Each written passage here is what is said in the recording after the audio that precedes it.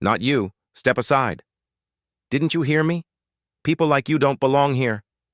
The words cut deeper than any blade. In the center of a crowded ballroom, her seat, her rightful place, was stripped away, not by mistake, but by malice. Laughter echoed, masks of politeness hiding whispers of prejudice. Her chest tightened, but her silence wasn't weakness. It was the stillness before a storm. What happened next would shake the entire room and rewrite her story forever. This is the tale of a woman erased until she rose. Where are you watching? From? Comment your city below. She was the kind of woman people whispered about in admiration, the type whose name carried weight in boardrooms across continents. A black CEO, self-made, relentless, and brilliant, she had climbed a ladder most said was impossible to reach. Years of discipline, sacrifice, and resilience had carved her place among the elite. When she walked into a room, heads turned, not because of spectacle, but because success radiated from her presence. Her mornings began before the sun, surrounded by files and screens that told the story of a company she had built from near ruin into an empire. Every decision she made was precise, every risk carefully measured, and every victory celebrated quietly in the solitude of her own resolve. To the outside world, she embodied power, but beneath the polished exterior was a woman who carried scars. Scars from being doubted, dismissed, and degraded because of the color of her skin. Still, she never allowed bitterness to stain her path. She turned every slight into fuel, every rejection into determination. And now, after years of proving herself, she stood on the global stage as one of the most respected business leaders of her generation. Success had bought her a ticket into spaces once closed to people like her.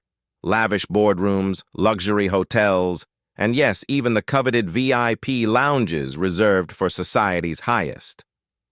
On this particular evening, she arrived at the airport, weary, from negotiations that had stretched across 3 time zones. Her flight would be long, but she looked forward to the rare moment of calm that the VIP section promised.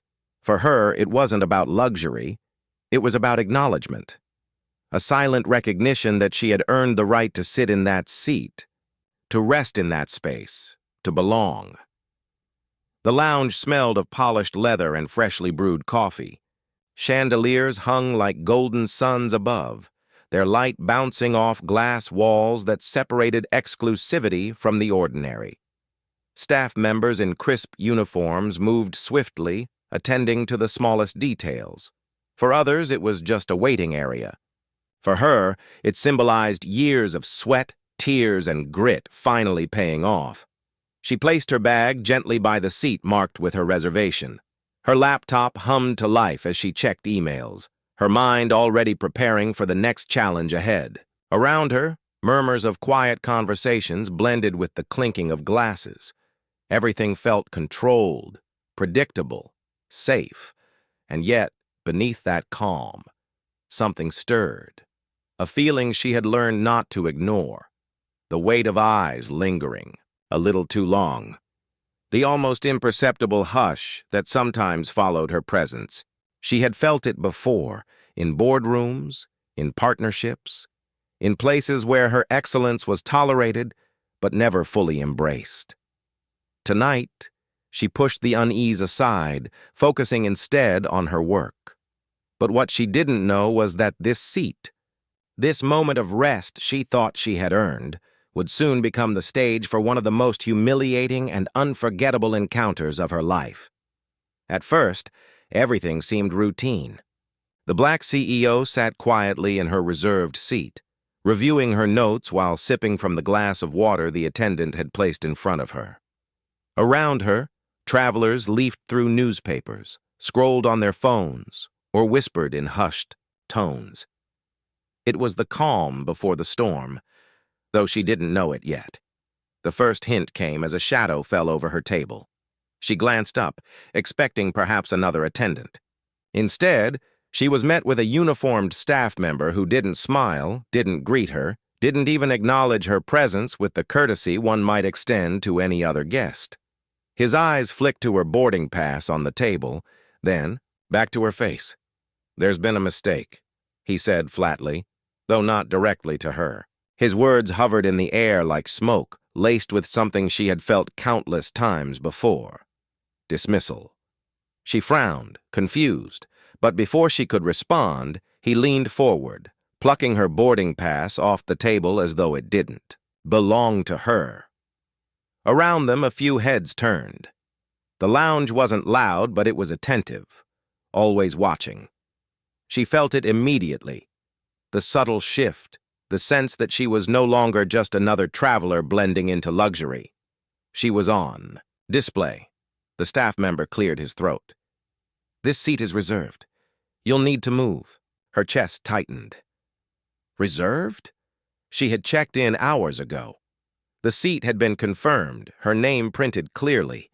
She opened her mouth to explain, but his stare wasn't one of misunderstanding. It was certainty. The kind of certainty that had nothing to do with paperwork and everything to do with prejudice. And then, he gestured. A white passenger, tall, dressed in designer casuals, appeared behind him. Smiling politely, as if this was simply an inconvenience being handled, he waited. The staff didn't question him, didn't check his ticket, didn't ask for confirmation. The assumption was instant. This man belonged here. She felt her throat tighten. Belonged.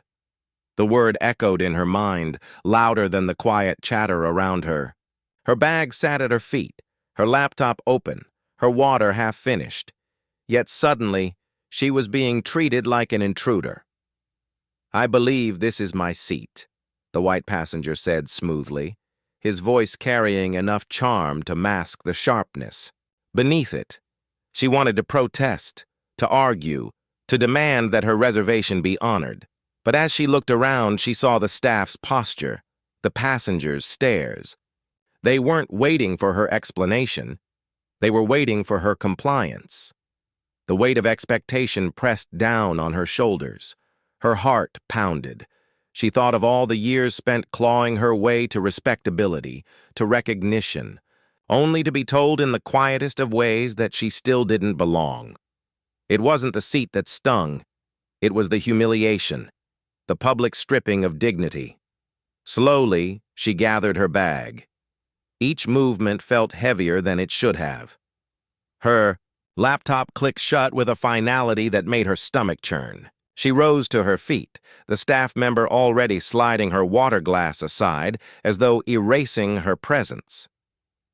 The white passenger slipped easily into the seat, already unfolding his newspaper, already at ease in the comfort she had paid for and earned. To him, it was nothing. To her, it was everything. She stepped aside, her hands trembling, though she kept her expression controlled. Around her, the whispers grew louder, though never loud enough to be direct. She could feel the burn of judgmental eyes. Some pitied her, others smirked. Most simply turned away.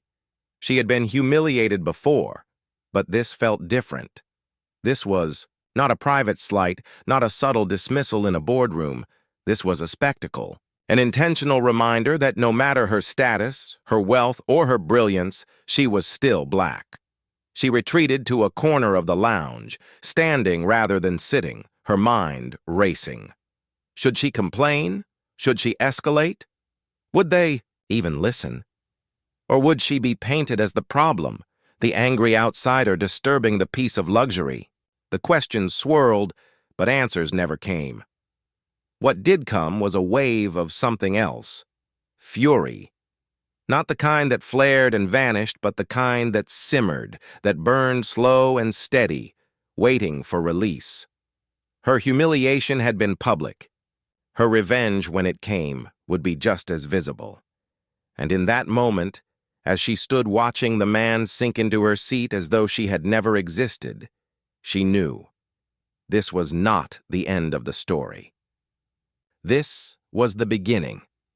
Cliffhanger placed, the humiliation has peaked, and now viewers are desperate to know, how will she strike back? The humiliation could have ended there, a stolen seat, a bitter memory, another silent wound added to the long history of indignities she had endured. But fate had other plans.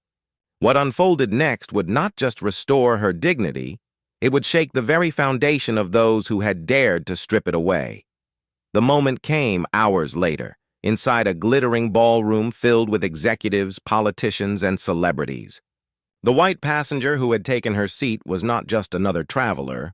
He was a senior figure in one of the very companies she was negotiating with, a man who prided himself on maintaining standards and protecting his circle from outsiders. When the introductions began, eyes widened, because standing at the head of the room, invited as the guest of honor, was the very woman he had humiliated in that lounge, the Black CEO. The applause echoed, her name rolling through the air like thunder. And in that instant, the mask on his face faltered, but what followed cut deeper. As she took the stage, documents were revealed, papers proving that the fortune this man flaunted, the empire he leaned on, had been built in part on stolen assets. Assets tied directly to her late father's estate, long buried, long forgotten, until now. For years, a mistress connected to his circle had siphoned wealth, mocking her family's struggles while living off their legacy. Now, in front of the entire gathering, the truth blazed like fire. Screens lit up with evidence, figures, signatures, all undeniable. Gasps filled the room, the man's face drained of color. The mistress, seated smugly at the table, was suddenly surrounded by security, her jewelry and designer dress no longer a symbol of status, but of theft. And there she stood, the woman who had been told she didn't belong in a seat she had rightfully earned. Now revealed as the legitimate heir to $1 billion fortune, the rightful owner of everything that had been stolen, and the visionary leader who would chart its future. The same crowd that once looked away from her humiliation now rose in stunned applause. The man who had dismissed her shrank into his chair, powerless, exposed. Humiliation had been her trial. But justice, public, undeniable, irreversible, was her revenge. And as she locked eyes with the man who had taken her seat, her silence spoke louder than any words ever could. This was no longer about a chair in a lounge. This was about history, being rewritten in real time. Dear audience, where are you watching from? Drop your city name in the comments. The room eventually returned to its rhythm, but nothing would ever be the same again. The Black CEO had not only reclaimed her dignity, she had exposed the hypocrisy of those who believed power was theirs to decide, theirs to gatekeep. What began as humiliation in a lounge ended with vindication in a ballroom, where truth triumphed over arrogance. As she stepped down from the stage, the applause still echoing, she carried herself with the same quiet strength she had always possessed. Yet now, that strength was visible to everyone. Her story was no longer confined to whispers or private struggles. It was undeniable, public, and unforgettable. The man who had stolen her seat would forever be remembered for the moment he tried to erase her. The mistress who flaunted stolen wealth would be recalled as a cautionary tale. But she? She would be remembered as a symbol of resilience, of a woman who turned humiliation into power. Still, beneath the triumph, a deeper truth lingered. This was not just her story. It was the story of countless others, those who had been told they didn't belong, who had been silenced, sidelined, or stripped of their dignity simply because of their race. For every public victory like hers, there were thousands of silent defeats, unrecorded and unseen, and that is what makes the lesson so urgent. Racism does not always shout, it whispers. It creeps into the smallest of spaces, like a lounge seat or a passing glance. It seeks to remind people of color that no matter their success, they are still outsiders. But stories like hers reveal a greater truth. No amount of prejudice can erase worth, and no gate can keep out those who refuse to be denied. Her revenge was not just in wealth or exposure. It was in proving that dignity, once reclaimed, cannot be stolen again. It was in reminding the world that belonging is not granted by others. It is claimed by those who know their value. And so, her story lives on, not just as a tale of justice served, but as a challenge to all who hear it. To look closer, to speak louder, to refuse to let injustice hide in silence. Because the question remains, how many more humiliations must be endured before the world finally changes? Thanks for watching. If this story moved you, share it with someone today. And don't forget to subscribe for more powerful stories.